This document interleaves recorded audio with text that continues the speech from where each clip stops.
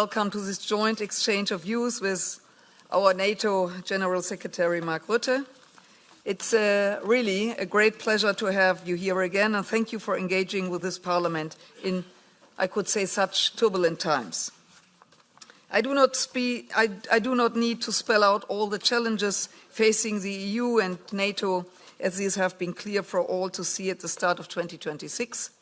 This weekend, the United States published its National Defense Strategy, and again, it's consistent with the National Security Strategy. Europe must take care of its own security and only expect limited support from the US. So the rupture in international relations is speeding up, and as Europeans, we must remain united and focused on re-establishing European security, which means, first and foremost, prioritizing our support to Ukraine, because Ukraine's security is our security, and we cannot afford to be distracted. So, Mark, we have known each other for a long time, and you know I can be very frank, but I don't want to ask you a direct question. You will get many here today. So instead, I want to ask my colleagues here, yes, you have every right to challenge the Secretary General, but remember his job is made harder or easier by how fast our member states strengthen Europe's defense and our humiliating dependence on the United States. So, colleagues, are you demanding from your governments that they speed up and make Europe stronger to defend itself? The more we all do in this room, we will ensure we help our Secretary General in his very difficult diplomatic role to defend European interests at this difficult moment. So let's arguing amongst ourselves, and more investment and action is the only way to meet our citizens' demands for more security. So now the floor, my colleague, EFA Chair David, the floor is yours. Thank you, dear Marie-Agnes, and first of all, also from my side, a warm welcome to you, dear Secretary General Mark Rutte, to this meeting, the joint meeting of the Security and Defence Committee, the Foreign Affairs Committee, in association with the Delegation for Relations with the NATO Parliamentary Assembly. All colleagues, a warm welcome to you this Monday afternoon.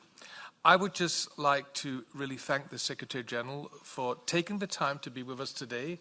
We're kind of starting to establish a tradition that you come on a regular basis once a year to the European Parliament's committees who are dealing with EU-NATO relations.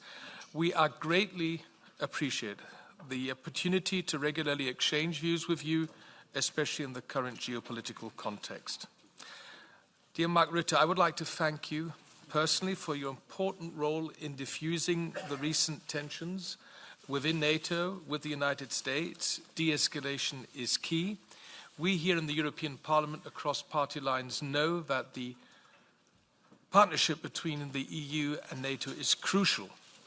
In this increasingly dangerous world, with this partnership is vital in order to champion and safeguard peace, freedom and prosperity. So, Europe must ensure its own defence and security now. There is indeed an immediate need for the EU and its member states to strengthen its security architecture, fully operationalise the concept of strategic autonomy and defence readiness, and to this end make collective and well-coordinated investments in the necessary defence capabilities. As we all know, we are now coming up to the fourth tragic anniversary of the start of Russia's all-out war on Ukraine. This is now, I would argue, the harshest winter for Ukrainians in over a decade. It is now -20 in Kiev, and people are living there with all the attacks on the civilian infrastructure and innocent civilians, of course, the fight on the front line, but also these attacks on the big cities. The Russia is really heavily targeting this infrastructure, civilian infrastructure, and therefore leaving Ukrainians literally in the freezing cold. It's without heat, without light, without water. Meanwhile, the US-led peace talks are ongoing. President Trump and his team, Jared Kushner, Steve Witkoff, Marco Rubio, they are working hard to end the bloodshed. And this is done with the support of Europeans. The coalition of the willing, led by the UK and France, is driving efforts, as you know, to provide robust security guarantees, including forces to Ukraine after a peace deal with Russia. And as you know, Europe, Canada and the US have affirmed their readiness to provide these guarantees. And they are important to make sure that Putin, after a potential peace deal or a long-term ceasefire, and let's pray we have it as soon as possible, that he will never ever try again to attack Ukraine, because then he would know, because of these security guarantees, that he has no chance. And of course, there are also important talks going on, as you know, on how to support Ukraine's future prosperity. And here it is the EU who is playing a critical role and a very positive role. And I want to thank the European Commission for everything they are doing, the President and the relevant commissioners, to get that part of the done together with the US and others. In the meantime, as these discussions to secure a long and lasting peace continue, so does NATO's military support, including through the Pearl Initiative. As we speak, billions of dollars worth of essential American military hardware is flowing into Ukraine, paid for by allies and partners. And it is absolutely vital, this flow of stuff going into Ukraine, to keep Ukraine in the fight and to protect its population. There is simply no alternative. For 2026, Ukraine has forecast military requirements from donors totaling just over $60 billion. And Pearl, so this flow of American stuff into Ukraine, is one way for allies to meet these requirements. Others include, as you know, the bilateral support, the multilateral initiatives, like the Czech ammunition initiative, which is very important. And of course, the investments countries are making in the Ukrainian defense industrial base. This was an initiative originally started by the Danes and Lithuanians, which is now mainstreamed with many countries in Europe. The EU is doing vital work here. The 90 billion euro loan package, 90 billion, which will make a massive difference to Ukraine's security. It will make a massive difference to Ukraine's prosperity. But here, I would really strongly urge you to ensure flexibility in how these funds can be spent, and not to be overly restrictive by EU caveats. Europe is now building its defense industry, and that is vital, but it cannot, at the moment, provide nearly enough of what Ukraine needs to defend itself today and to deter tomorrow. So as you take this loan forward, please, I encourage you to keep Ukraine's needs first in focus. We had a successful summit in The Hague in June, where we agreed to invest 5% of GDP annually in defense by 2035, and to speed up the production and the innovation of our defense production. 5%, of course, is a lot, and boosting our industrial base is not easy. But here, my simple message is we need to do it, and we need to do it fast. First, because the security situation demands it. We face, as we speak, real and lasting challenges to our security. And second, because the time when we conveniently let the United States carry much of the burden for our shared security is simply over. It's fair and appropriate that Europe and Canada take more responsibility for their own security, and the good news is they do. Ensuring allies step up and speed up efforts on defense will, for me, for NATO, be our absolute priority as we prepare for the next summit, which will be in Ankara in July. And here, a more capable European defense is crucial, but it is vital that the EU's efforts on defense are compatible with NATO. They complement what we already do and what we already have. At NATO, we are tried and tested when it comes to standards, structures, procedures, and the contributions and capabilities of NATO's non-EU allies are indispensable for our collective defense. So my argument will be, let's be practical, let's be realistic when it comes to our security. We need to leverage our respective strength, NATO, EU even more, use the common pot of money, the single set of forces, and the vast amount of industrial and innovation power we have across the alliance. That's the only way to keep Europe safe. And that brings me to my final point, which is partnerships. Because it is undeniable that as we speak, we know that Russia, China, North Korea and Iran They are aligning more and more. They are challenging us, but their partnership is not yet well developed. And at NATO and the EU, we are miles ahead of Iran, China, North Korea, and Russia. We are really miles ahead. Our nations know well what cooperation means and what it can achieve. This is true of NATO, it is true of the EU.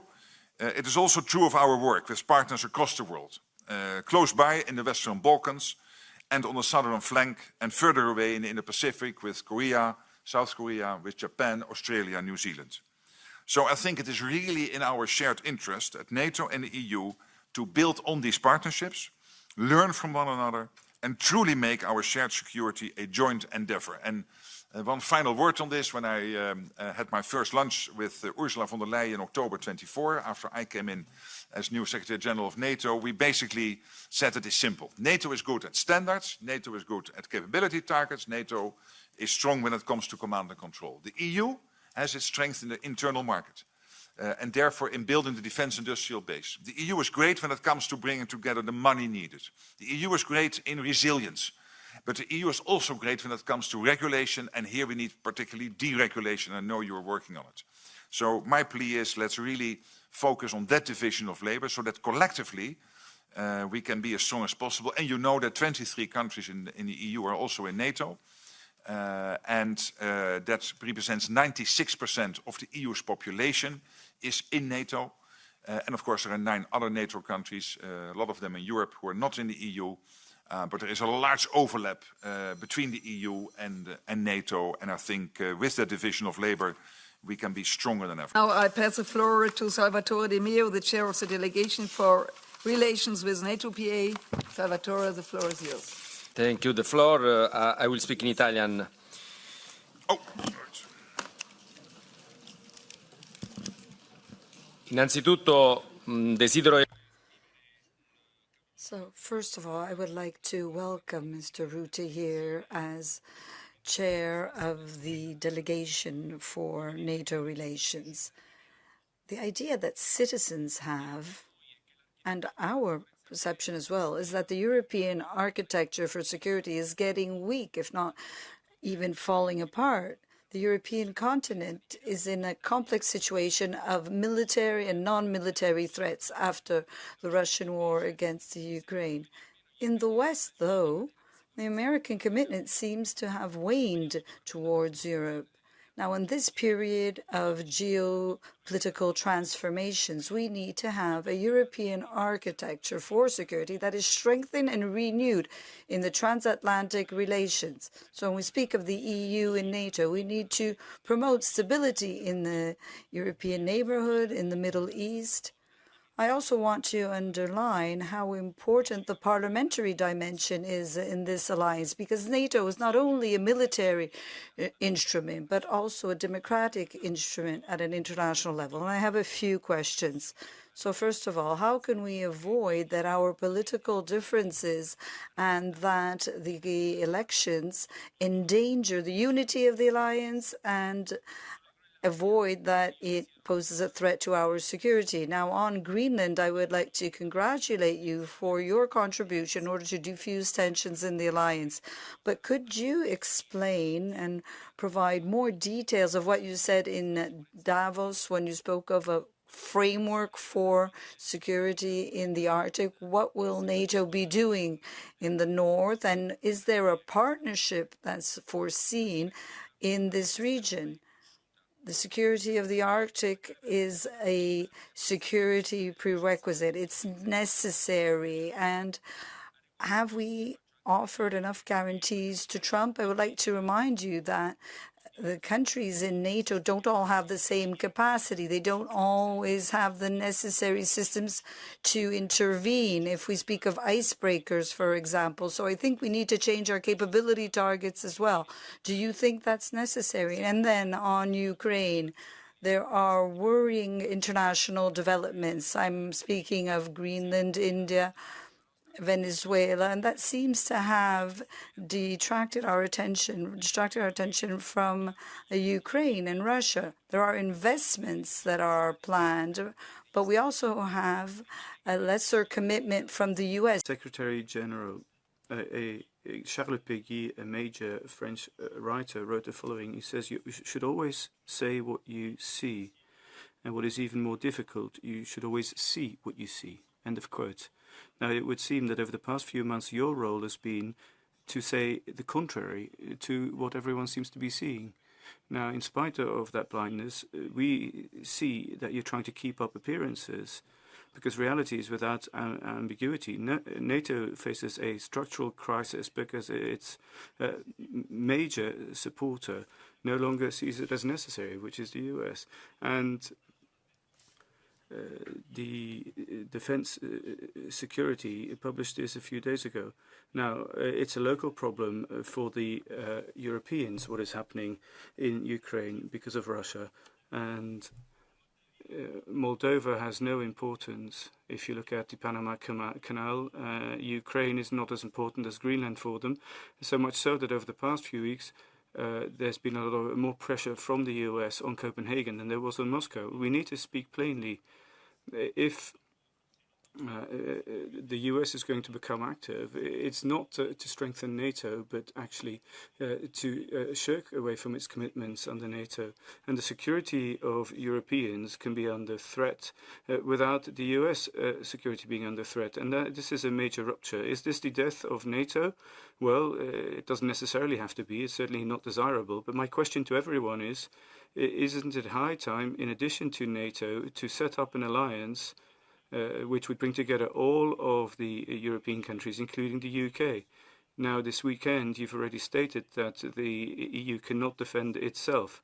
Now, this is true to your pessimism. It's true that there are certain capabilities missing, but on the other side of the Atlantic, there's something even more important missing. There is no longer the willingness to defend Europe. So, Mr. Secretary General, you don't say this, but I hope you see it, because it's still more important not to see what you see. While the initiative of the Board of Peace may appear unconventional or difficult to understand at first, it could be offered alternative and initiative approach to bringing wars to the end.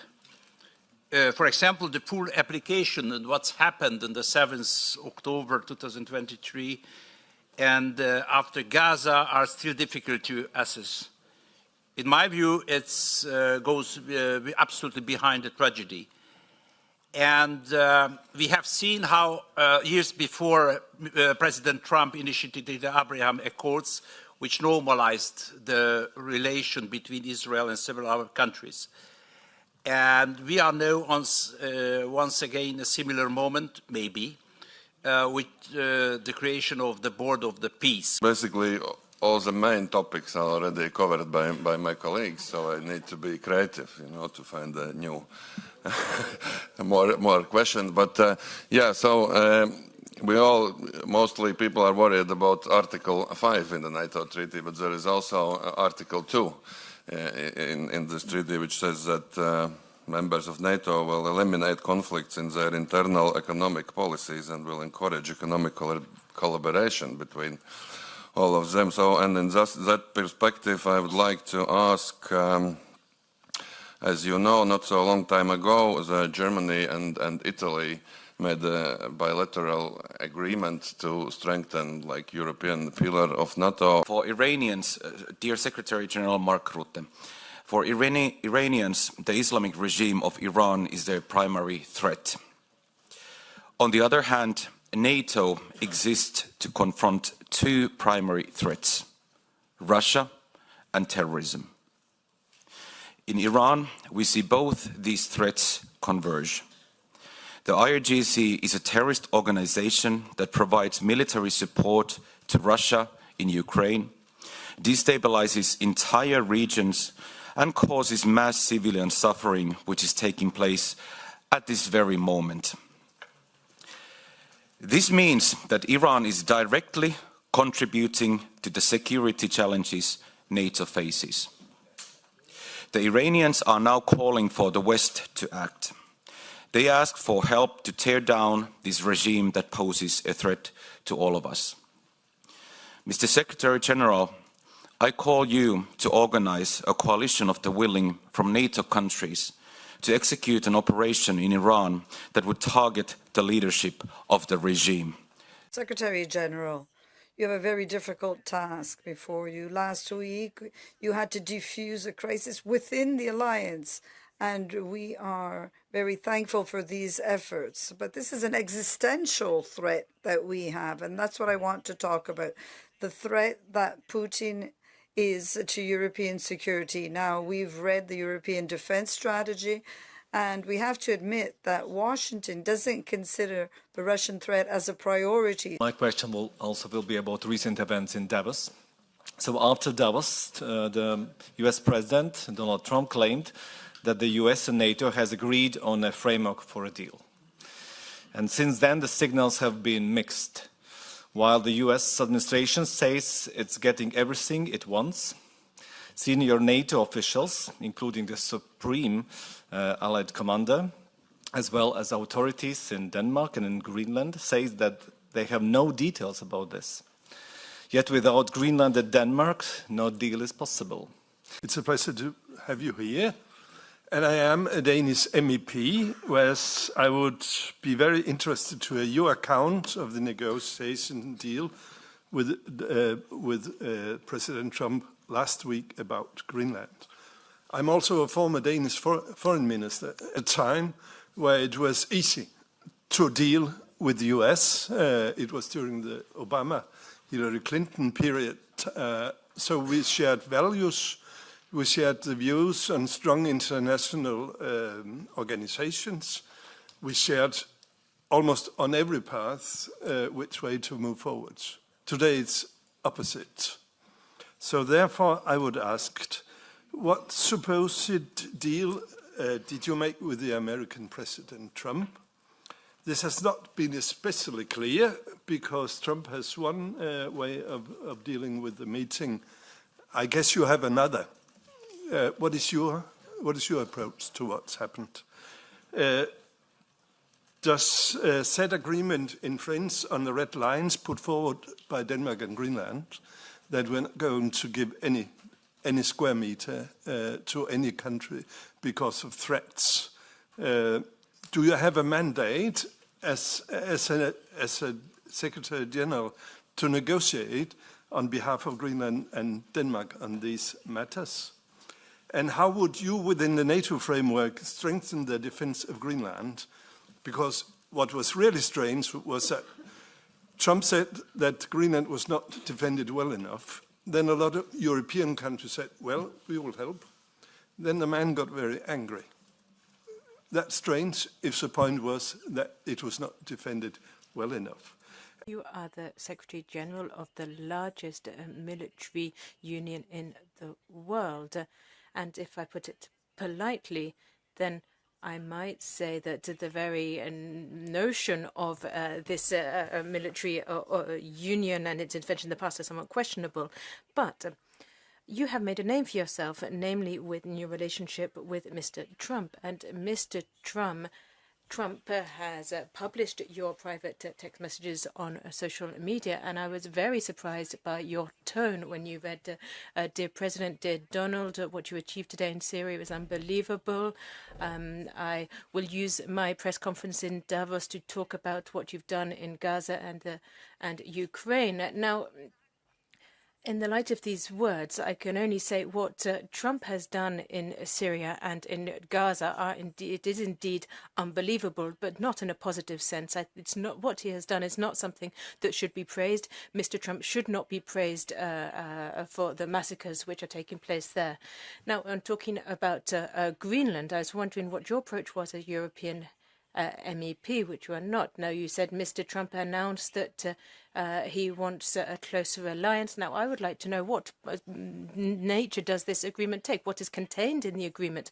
And to what extent has this agreement encroached on the sovereignty of the Greenlanders? Because the question is, to what extent will this has this agreement done this, and to what extent have you made commitments which Denmark is not aware of, where the Greenland will be treated as third-status citizens? I really don't think you had the right to infringe on the sovereignty of a country like this. Over the last few years, they've always repeated that NATO guaranteed peace and security to European and non-European citizens, besides the bombing in Serbia and Libya. But in general, NATO expansion to the east and the submissiveness to American interests have brought the war on the European borders as well. And this has led to the division of the Ukraine and a total dependency on the U.S.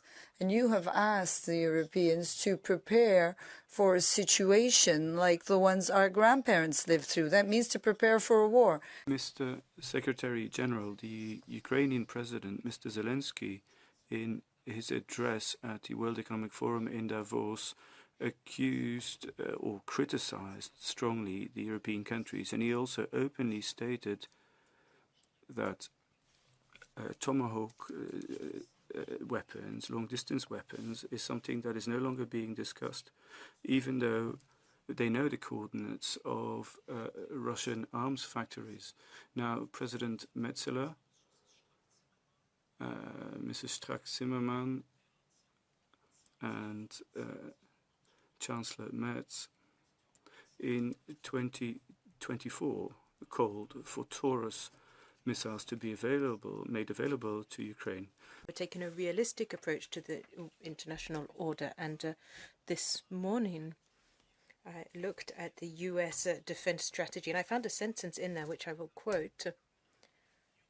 Earlier governments have used the resources available to defend the American people and to the detriment, and global international citizens to the detriment of US citizens. Now, it's somewhat interesting to hear this when we've talked about a rule-based international order. We heard this last week in the in Strasbourg plenary, and when Strack-Zimmermann has always criticized the American government for their approach in Venezuela, but it seems that we have a partner here where we talk a lot about international order, but in Europe we seem unwilling to actually step up and defend this rule-based international order, but in the US are actually doing something. They're making use of the instruments they have available to defend their international order.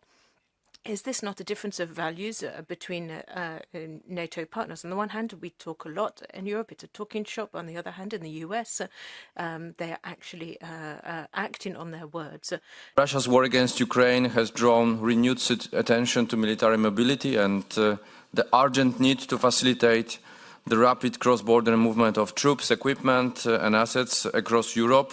What is the importance of this work we are also doing and I'm going to do on this legislative package soon in the context of a NATO task? You'll understand, I'm sure, that our trust has been tested by the US and that in this meeting we have a great deal of mistrust when it comes to the application of Article 5. I'm not going to ask you to dispel those worries, but the Berlin Plus agreements, do they still apply? And what does that mean specifically? Can the EU count on NATO intelligence, on NATO's communication systems, even if they're to a large extent supervised by the US, if the EU were to ask for an application of the Berlin Plus agreements? Last week in Davos, the Canadian Prime Minister here, Mark Carney, spoke about the rupture in the world order and the beginning of a brutal reality where geopolitics among the great powers is not subject to any constraints. In this new reality, which is the role of NATO and why allies should still have confidence in NATO that it will respect international law and protect them if and when needed? I am talking about Article 5, when at the same time the US President is openly questioning the sovereignty of an ally. Like some of my colleagues, I am convinced that NATO remains to be the main pillar of our collective security. It is necessary for protecting the Arctic, including Greenland, and to ensure the end of the Russian war against the Ukraine. I've heard a lot of questions from my colleagues, and I think we are all imbued with the impression that the world order has shifted, and we are all together looking at how we can organize matters afresh. How are we going to cooperate in future?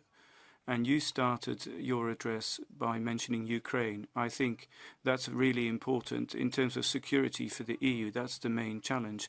You also mentioned the 19 billion euro in loan, but Ukraine has already indicated they need a great deal more than that. Now, a lot of defense investment is being done by the Danes and the Ests, but are the Ukrainians managing to scale up? Because we currently in the EU are not managing that. In the front. I think it was US President Teddy Roosevelt who once said that in a world of great power politics, you best speak softly and carry a big stick. I think we've done a lot of speaking softly, but especially when it comes to Europe, we sometimes have the impression that we don't have the big stick, especially if the Americans will stop doing the heavy lifting for us. So my question to you is, how can NATO contribute for Europe to actually acquire its own big stick in this world politics, and in particular, how to create a common market of defense? The European pillar, this whole discussion on the European pillar. I think let's focus.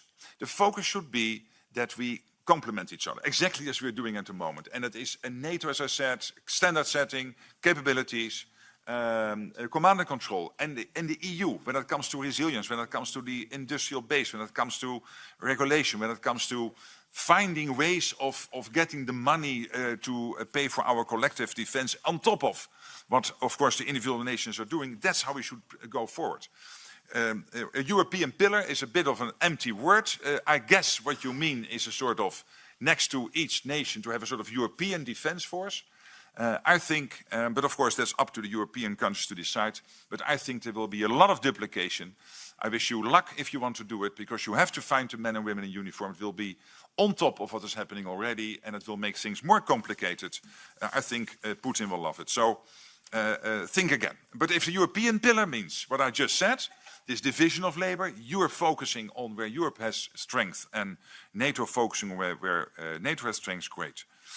On my relationship with the president, hey, listen, if somebody is doing good stuff, and President Trump is doing a lot of good stuff, I believe. I know I'm irritating a lot of you again, but I think so.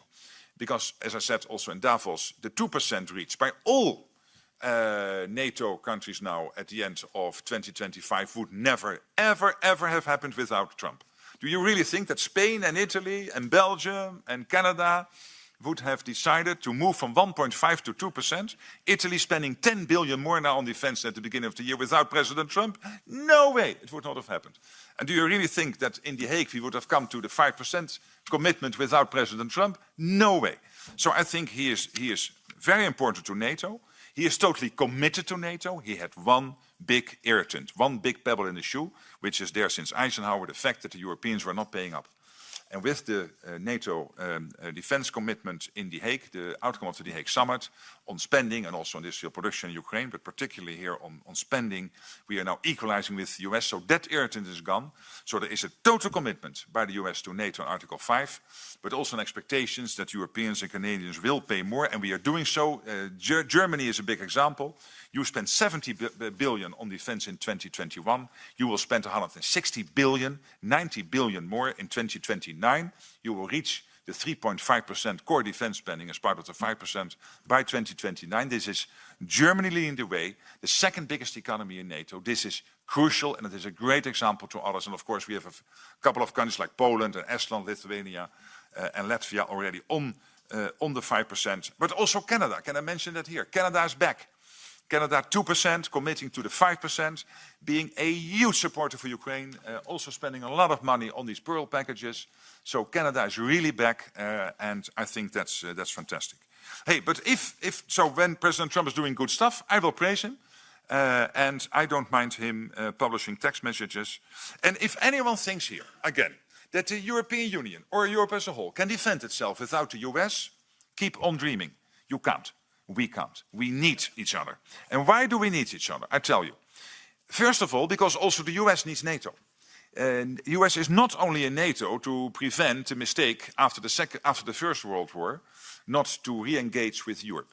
And then again, the long arm of history reaching out to the US again in the Second World War, as Churchill famously said in his speech in 1941 in the US Congress. They are also in NATO Because for the US to stay safe, and by the way, Arctic region is evidence here, they need a secure Arctic, they need a secure Euro-Atlantic, and they also need to secure Europe. So the US has every interest in NATO as much as Canada and the European NATO allies. But for Europe, if you really want to go it alone, and those of you who are planning for that, forget that you can ever get there with 5%. It will be 10%. You have to build up your own nuclear capability. That costs billions and billions of euros. You will lose then, in that scenario, you would lose the ultimate guarantor of our freedom, which is the US nuclear umbrella. So, hey, good luck. Bilateral cooperation is great. I'm not sure about alliances, what is the difference, but I mean, within NATO, there are many. I mean, we have the Weimar format, we have the E3, we have the E5, we have the A7, that's great, the B9. So there are many cooperation between countries within NATO which only strengthen NATO. I'm totally in favor. Then on Iran, we are only involved with Iran when it comes to the fact that Iran and North Korea and Russia and China are working together. But again, if it comes to the situation in Iran itself at the moment, and of course I'm extremely worried about that, we all are, it's not for NATO to get involved because NATO is concentrating on the Euro-Atlantic. The Russian threat, I think I have mentioned already, it's there, and that's why we have to really ramp up spending. And I also mentioned already this to the Renew questions, that I don't believe in this European pillar, except for if it means within that division of labor. Then, when it comes to the Taurus and other systems being delivered, yes or no to Ukraine, that's up to individual allies. I will not comment. Sorry, generally I'm saying if you deliver your systems, please no restrictions on them. So that Ukraine can really use them. But what is delivered, of course, is not for me to comment. I can only discreetly work behind the scenes. When it comes to the defense strategy, which was published last Friday, I think that is a good paper. There are no surprises in it. And what we really see is the US pivoting more towards Asia, but at the same time, absolutely with Europe, understanding that Europe will have to build up its own armed forces even further based on the Hague Defense Investment Pledge, and that will mean over time that the US can do more in the Pacific, but there will always be a very strong conventional US presence in Europe, and obviously the nuclear umbrella will be there. I totally commend everything being done on military mobility. Here the EU plays a crucial role. When it comes to deregulation, military mobility, it is vital that a bridge not only can hold my Saab car, 20 years old, but also can hold a tank. Saab, yes, but it's a bit old now. The EU-NATO dialogue, I think, is better than it ever was. I mean, we work extremely well together. I'm really happy at all levels. I can only say I cannot see how that can improve, how the EU and NATO work. And we have to, so it's not just a... The Western Balkans security situation, of course, we constantly follow that. As you know, we can never accept a security vacuum to emerge in Bosnia. We will be constantly working on that. I'm in close contact with the Troika presidency there. Then, of course, when it comes to Kosovo, KFOR, crucial in Kosovo. And we also make sure that we keep the dialogue going with, this was your question, with Serbia. I have my own relationship with Alexander Vučić, the president. We know each other for many years. But of course, we also expect him to come up with accountability for what happened in a couple of years ago, and on two issues. And both of them, he promised complete accountability. Then, when it comes to Berlin Plus, I think I should not comment on hypothetical questions, but it is, I think, important to keep focus on reality that NATO-EU cooperation is stronger than ever.